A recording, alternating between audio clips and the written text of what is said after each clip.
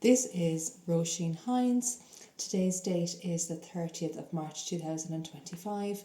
I am here with Michelle Delaney and we were recording an interview for Old Irish Recipes.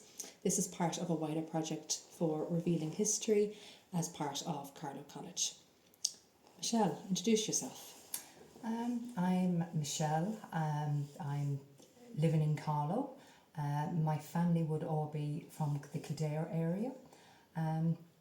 And I'm a mother of 3 girls. And we're here talking about, as part of Old Irish Recipes, talking about a wider topic of resilience in women around the time when you were growing up, around the time you had children, just the differences in change within generations and things that you've seen growing up in terms of your grandmother and how she would rear her family compared to now today.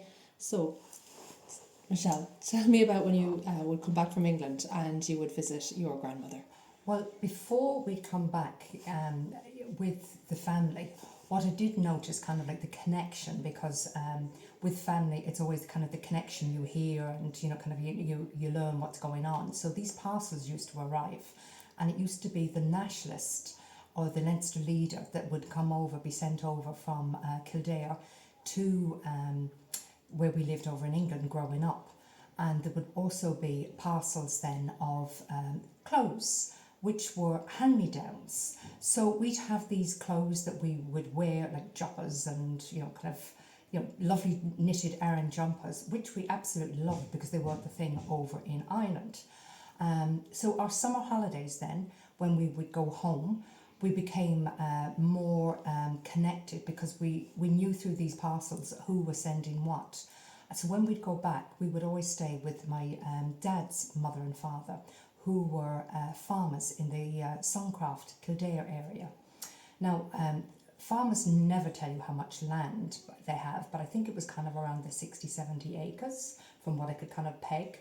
But it was a very traditional farmhouse. I'd say thatch roof beforehand, but which was well gone when we were there. So whenever you'd go into the front porch, you'd go through it and you'd go into the main sitting room, which always had the fine dresser with all of its finery, the attire on it.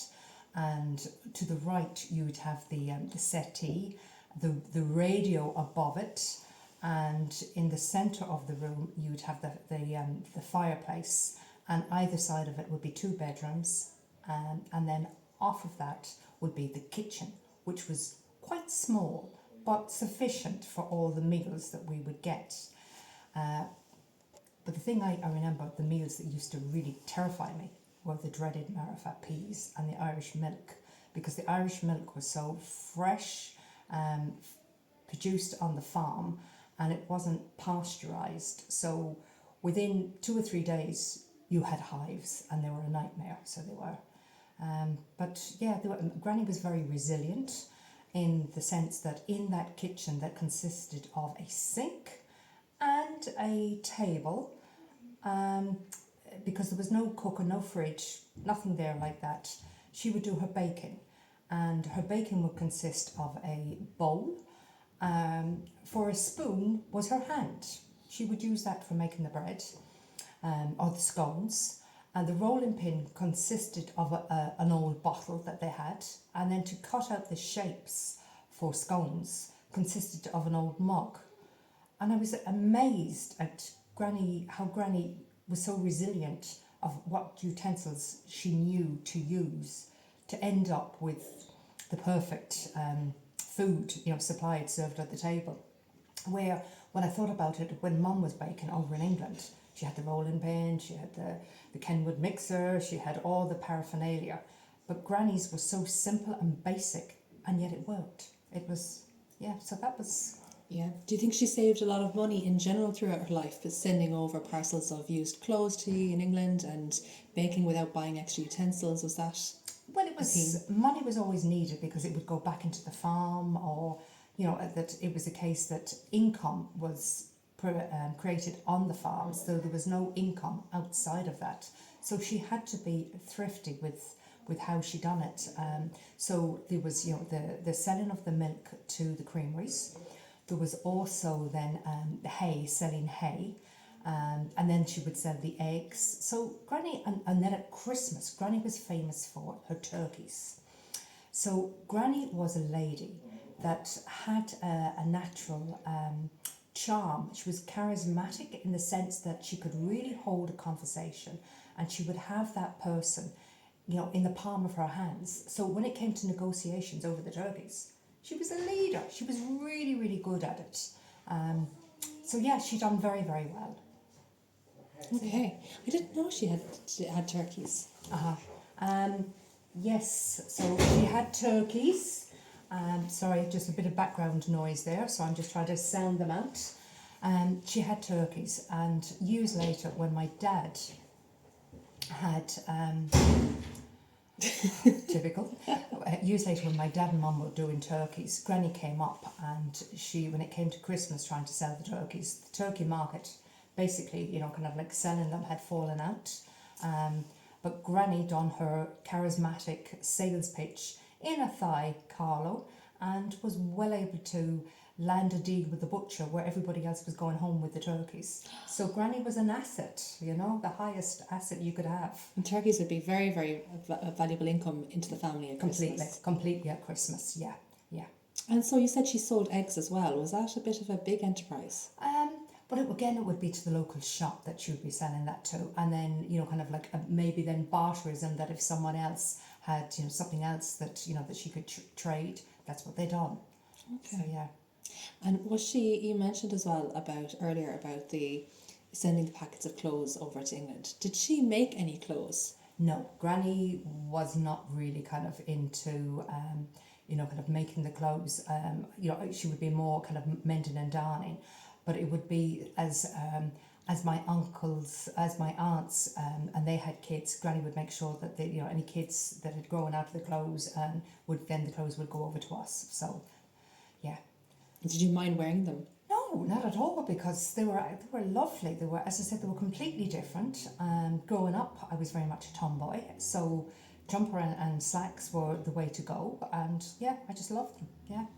And so when you became a mum yourself, you went back to work.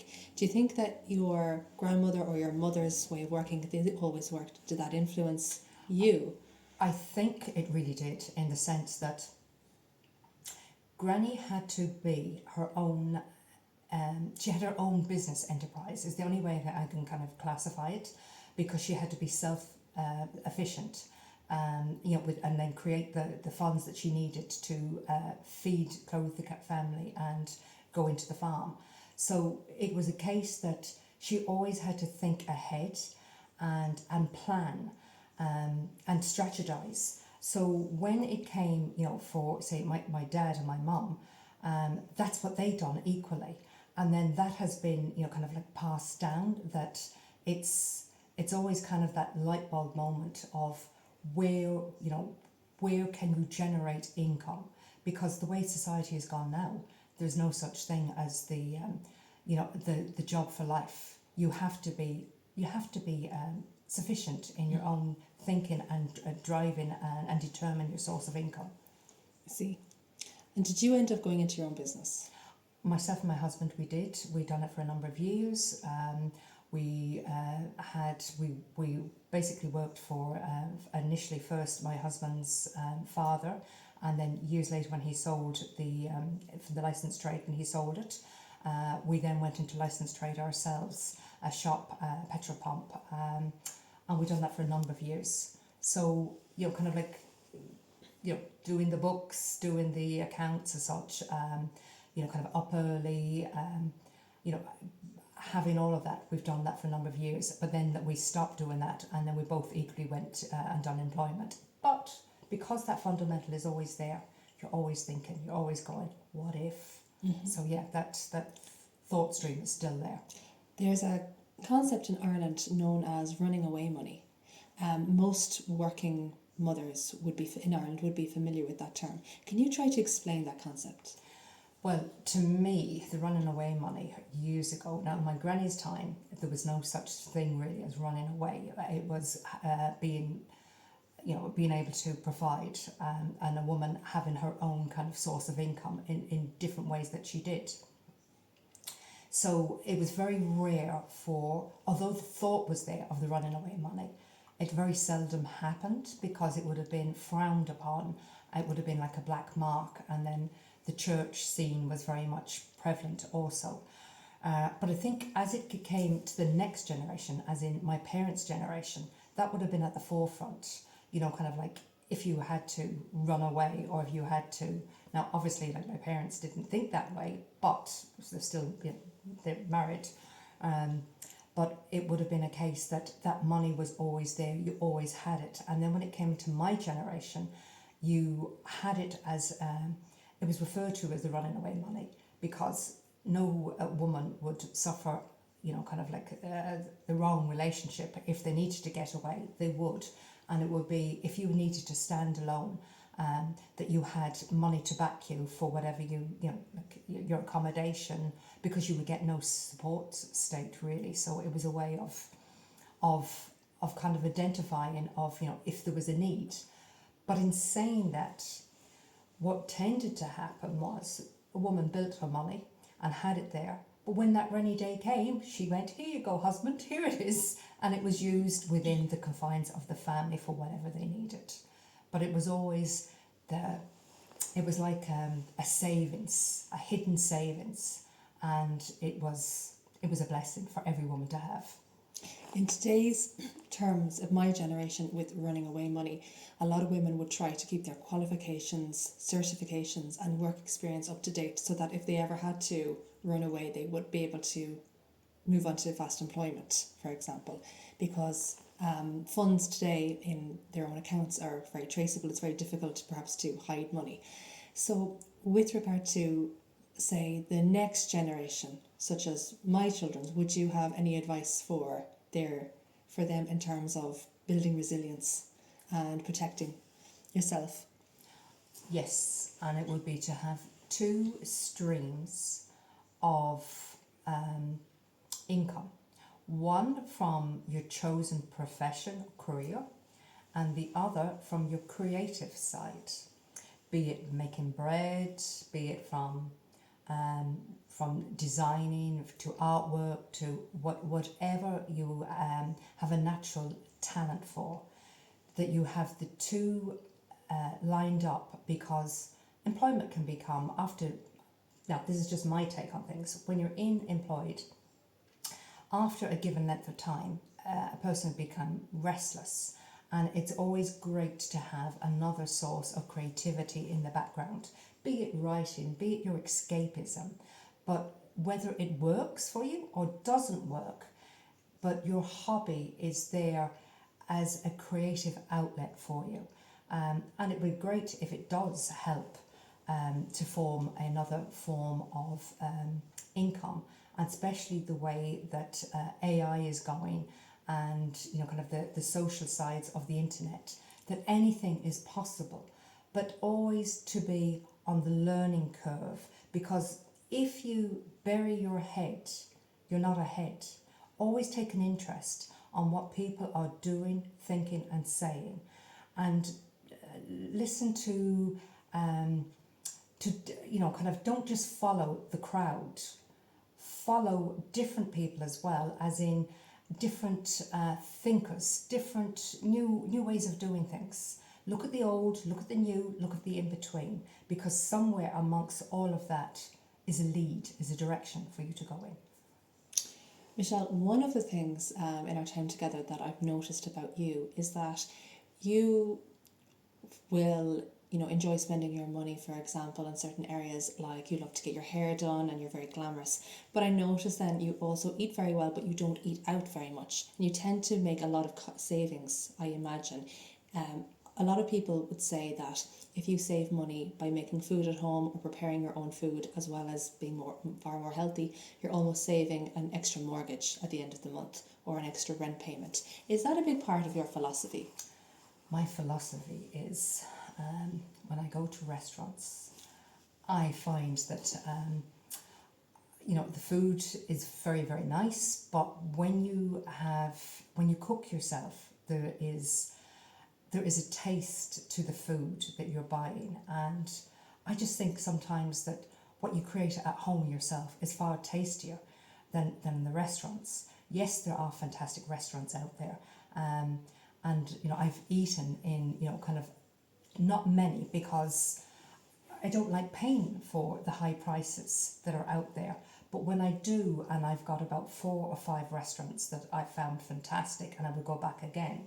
But then, why waste money on kind of going to a restaurant, kind of like every second or third week when it's not up there?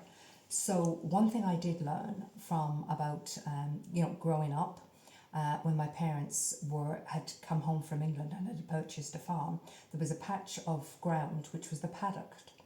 And in that paddock, I grew a load of vegetables. I had carrots, onions, potatoes. I had everything under the sun: Brussels sprouts, lettuce, and the food that we had from there tasted amazing.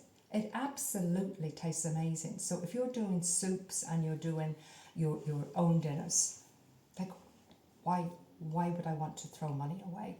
So that's my outlook, where it's not everybody else's outlook because they love wining and dining, but I'm not that type of person. So that's just me. And I've noticed that you do quite enjoy, very fine dining in very nice, like castle hotel resorts, such as when we have weddings, for example, because the food usually is grown very locally and locally sourced. Would you say that's true? That's true. It is true. But there has been times where I've gone, but you can't say these things either. Of course not. This leads us on to, I understand you're going to a wedding coming up quite shortly. I once heard you mention that there is a food tradition about wedding cake under your pillow.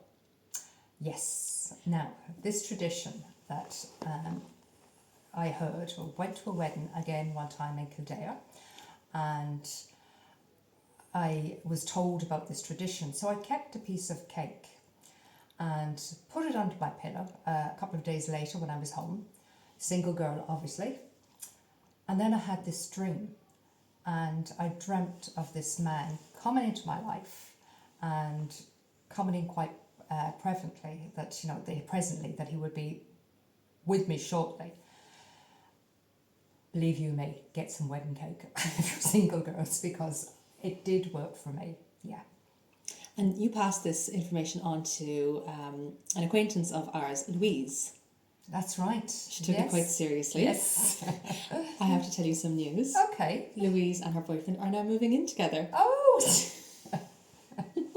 She was very single at the time, and she yeah. took this very seriously. Yeah. Is there any other food traditions like that? Around weddings or celebrations or christenings? Not that I'm aware of, not that I can think of, in that regard.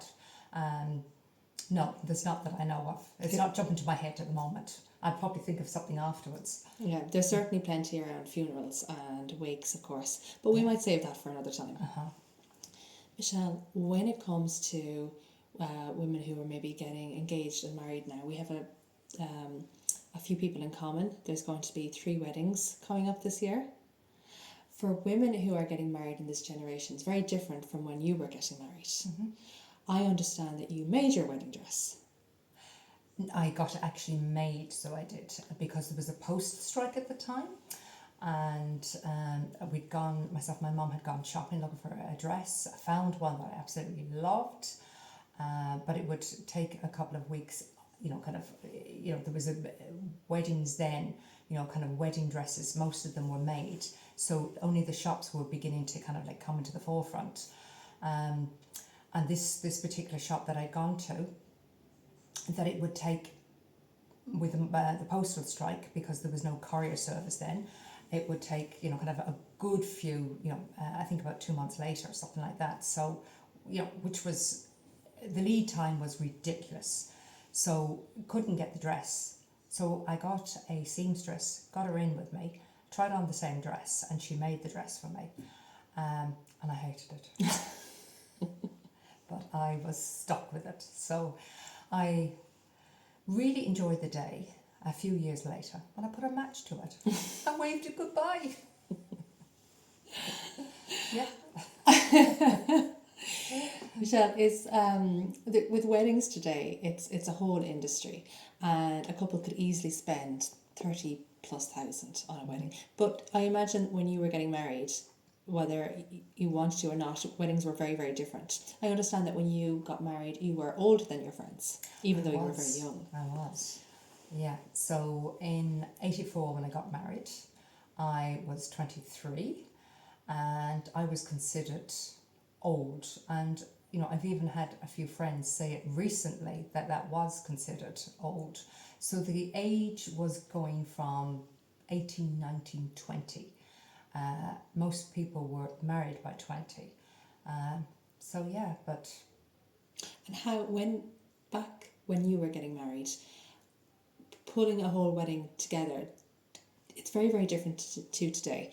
You said you got a local seamstress to make your wedding dress. Were there other touches that you did yourselves? Did you make your own wedding cake, or was everything paid for? yes, so the wedding cake I baked, and marzipan, and I got a relation, kind of a close relation, to ice the cake, which was, I can't remember if it was 3 or 4 years because that long ago. And then for the cake, for the flowers, I should say, I got a local woman to pick wildflowers, and they were absolutely stunning. So they were. We got married in a church that wasn't our church. It had actually been taken over by Cromwell, and we were the first wedding from the other side, from the Catholic side, getting married in a Protestant church in over 300 years. So yeah, it was a bit of history made. How did you get a local woman to pick wildflowers for you? Was that a family friend, or? No, she was known in the neighbourhood as being very arty with flower arranging, and she had a natural talent. A lovely lady, and she just filled the place with flowers that would have cost me a fortune otherwise. That obviously we paid the lady, but it was nothing like the bill we would have had, which was totally ridiculous. When we'd gone into a shop and priced up the flowers, we were just flabbergasted. How could flowers cost X amount? It was just crazy. And for your honeymoon, did you have one? We went to Waterford for our honeymoon, because honeymoons weren't really a thing then. Very few people went, although we toured Ireland, and we were away for the 2 weeks. I don't know if you classed it as a honeymoon, but looking back, it was, and it was probably expensive because Ireland can be dear, but it was lovely. It was lovely. We went around, to different spots, and then to family, and it was lovely, very nice. Typically in Ireland, when a couple get married, they receive cash gifts instead of souvenirs, for example, or cookbooks. Was that the case in your time? No, that wasn't. You would get household items. So you could have a load of knives and forks, cutlery, saucepans. I got loads of saucepans, lamps, vases, glasses, blankets, duvets. But everything was a mismatch, and it was, I think the way things are now, that it's probably better because people are more geared towards the next step in life, where when in my time it was more, you were just leaving the house and there was no real thought about the next step. You were just getting married and saying goodbye to everyone. So everybody just done it like the old way, which at the same time was lovely. It was lovely too. We have about 5 minutes left. So is there any particular area that we haven't touched on in particular that you would like to bring up? Oh gosh, I can't think of anything. Sometimes, people can look back and not necessarily, I don't want to say regrets, but have a way that they would have liked to have done things a little differently or explored things a little differently. Yes, okay, there is something. So when we used to come home from England, and we'd be home for, say, 6 weeks, poor Granny in Kildare, but whenever we'd be home, Granny's filing cabinet used to amaze me, so it did. So, kind of 70s coming home into Ireland, your Granny to have a filing cabinet would be considered like something else. But Granny's was a suitcase under her bed. and she'd pull it out, and you'd never know what you'd find. There would always be, you know, the birth certificates from the children there. There would be, you know, kind of like little packages, kind of wrapped up, and there was 3 kids in the family that had.